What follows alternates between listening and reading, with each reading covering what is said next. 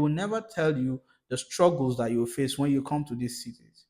They will never tell you. So before you send that application for admission, before you move, you apply for your visa and move, before you make sure you do these checks. And hello, it's me again. So perhaps you are an international student looking to go and study abroad, and you may have some countries in mind that you want to go and study. The popular country, the UK, and some may want to go and study in the US as well, or France. And while you are thinking of studying in these countries, there are some states or some regions or some provinces that are familiar to you. Would say for France, would say Lyon, Paris, Marseille, and some couple of other famous regions in France. And talking about the UK, oh, many people know about London, Manchester, Liverpool, and many people kind of, when they are applying for admissions, they target schools in these areas. But what do you do when you realize at the end that, wow, the living expenses in these cities is actually high? Like the cost of living is actually high, cost of accommodation, cost of feeding, let alone the tuition fee that you're going to pay. So what do you do first? So all you do is, first of all, look at the city that you're going to. Yes, there are a lot of opportunities in the big cities. Paris, you have a lot of opportunities there. In Marseille, you have a lot of opportunities. London, in Manchester, in Liverpool, you have a lot of opportunities because they are the metropolitan cities. How about looking at other cities that are close to these big cities, like the metropolitan, that are close to the metropolitan cities? Studying in these cities would actually help you, to manage yourself, especially being an international student, spending thousands of pounds or thousands of euros for tuition, and then you want to spend a lot again. It's actually something that you should look to. For me, that I'm studying in France, I'm actually living in the southern part of France, and I will tell you that that's one of the best choices I've made in life. Because in the southern part of France, it's the cost of living is cheap, cost of accommodation, like student accommodation, obviously, that's where I'm staying, is cheap. Even if you don't want to stay in student accommodation, you want to stay outside of the campus, the cost of accommodation is cheap.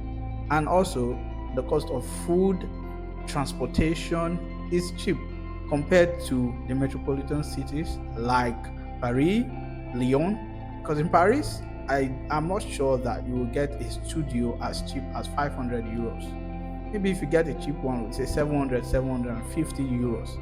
And then if you want to live very comfortably as a student, you'll be spending up to 900, 1000 euros. So what do you do in this case when you are applying for admission, when you are planning to relocate to another country through the study route?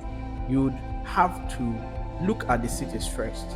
Look at where you're going to. If you want to go to Paris, yes, you can go to Paris. Or if you want to go to London or Manchester, it is good to go because you'll be open to a lot of opportunities. But the money that you have at hand with you, the money that you have as a means of sustenance, do you think that it will help you to get a good accommodation where you are going to? Or do you think that it will be able to carry you through your, like, to help you feed whilst you get a job? And besides, studying in these countries, you as a student, you can't work more than 20 hours in a week. So you're working more than you're not working up to you are not working more than 20 hours in a week, and you are paying rent of over 700 euros or 700 pounds. So look at it, do the math, and see first before you plan relocating to another country to study. So you can actually look at cities that are close to these metropolitan cities, that maybe 1 hour away from this, 1 hour or 2 hour away, because they have good transportation system. So you can look at other cities close to these metropolitan cities, and you could be living there, or you can even study there. And maybe if you're living in these other, like, would say, catchment areas of the city, you can be transiting from your place of residence to the university if it's in the metropolitan city. You'll be doing like that. A lot of students are doing like that, and you can also be working in these metropolitan cities and be living in the catchment areas. So that's what you should consider. But again, a lot of people have deployed this strategy of living in catchment areas. So what do you do? And you know that in the September period where they are taking in new students, there's a lot the accommodation demand is high. And a lot of people are living in catchment areas. So what do you do as a student? Don't just apply for admission to, oh, I applied to University of Manchester, I applied to University of Liverpool, or a university in London, or I'm going to live in London. Yes, you go and live there, and you would have opportunity to get in work.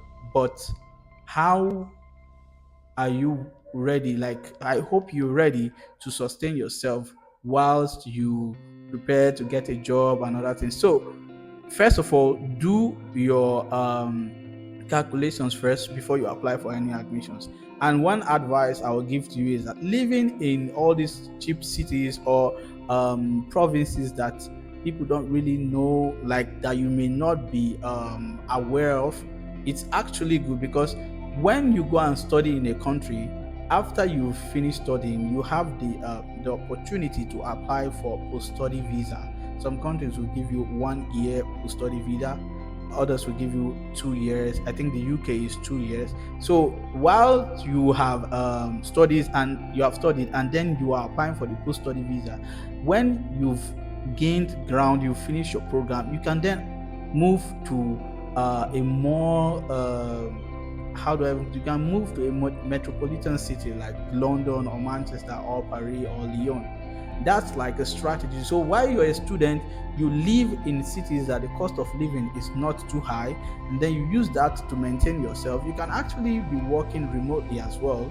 You can be working remotely. That depends on how you are willing to search for jobs. You can be working remotely, and even you can be working the 20 hours per week job in even cities that are not big cities like that, until you have finished your program, you apply for your post-study visa, then you can move to these cities.